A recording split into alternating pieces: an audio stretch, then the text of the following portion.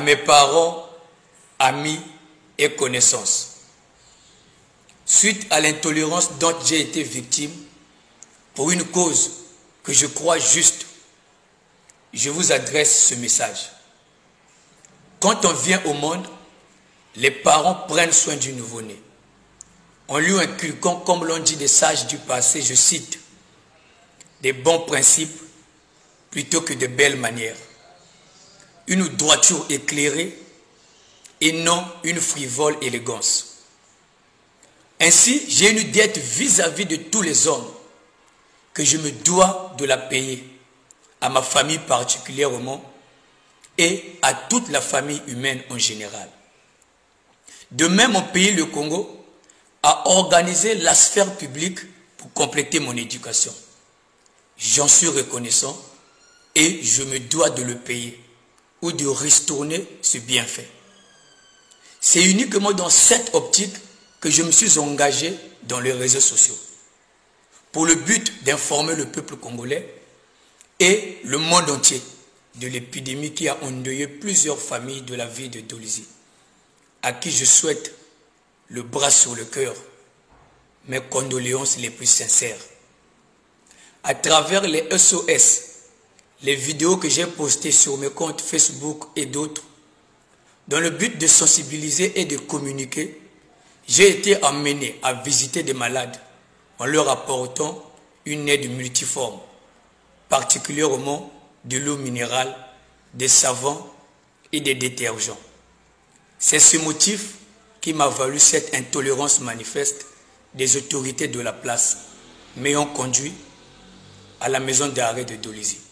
Étant apolitique, j'ai été interpellé et entendu par les services du renseignement de la place, qui ont fait leur travail avec beaucoup de professionnalisme et dextérité. Et c'est l'occasion ici même de les remercier, puisque leurs conclusions avaient balayé tous les chefs d'accusation imaginaires sur ma personne.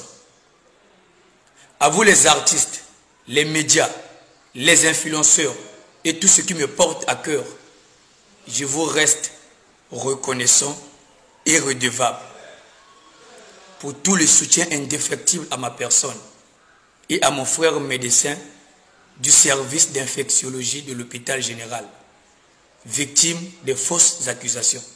À l'endroit du service judiciaire de la ville, un penseur avait dit, je cite, « La seule façon d'installer le mal sur terre est l'inaction des hommes de bien. » Et je crois que vous faites partie de cette catégorie d'hommes de bien. Avant la prise de toute décision, faites bien l'analyse des chefs d'accusation et gardez toujours l'équilibre en vous souvenant de la balance qui est votre logo, car vous êtes cette balance.